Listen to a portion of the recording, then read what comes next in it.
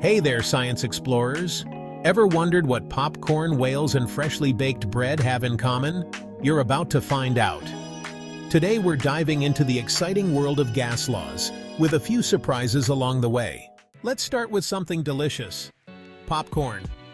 We all love it, but have you ever stopped to think about what makes those little kernels pop? I mean, 1 minute they're just sitting there, all calm and collected, and then, bam! Inside each kernel, there's a tiny bit of water. When you heat it up, the water turns into steam. And steam? Well, it needs space. But the tough outer shell of the popcorn is like, nope, you're not going anywhere. So the steam gets angrier and angrier until pop!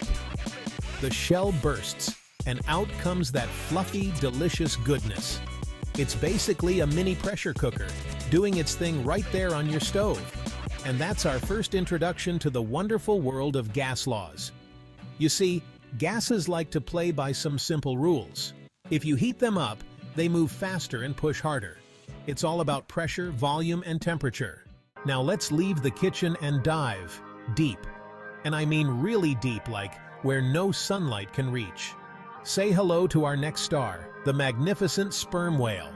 This big guy can dive over 2 kilometers down to hunt its favorite snack, giant squid. But here's the problem. The deeper the whale goes, the more the water pressure squeezes it, just like your popcorn kernel. So how does it survive? Well, unlike us, whales don't rely on their lungs when they dive. They actually shut off their lungs entirely, so no extra gas gets absorbed into their blood. Instead, they store all the oxygen they need in their blood and muscles. Evolution at its finest.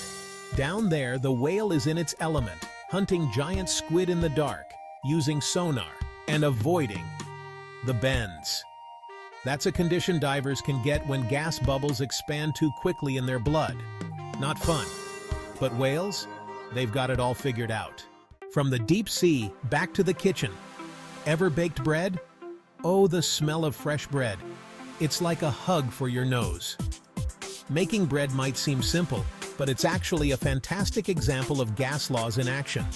When you mix yeast with flour, water, and a little sugar, the yeast starts munching on the sugars and creates carbon dioxide gas. Those tiny CO2 bubbles get trapped in the dough, making it rise and puff up. But when you put that dough in the oven, things really heat up. The bubbles expand, pushing against the dough until, voila, fluffy, delicious bread. It doesn't matter if it's carbon dioxide or plain old air. When gases heat up, they expand. It's all about temperature, volume, and pressure, dancing together to make magic happen. So, what's going on here? It's all thanks to something called the ideal gas law. In short, if you keep the amount of gas the same, its pressure and volume will change based on temperature. Increase the heat, and the gas molecules start bouncing around like crazy. That's why the popcorn pops, the whale's lungs compress, and the bread rises. It's the same rule, whether you're in a kitchen, deep in the ocean, or even at the North Pole.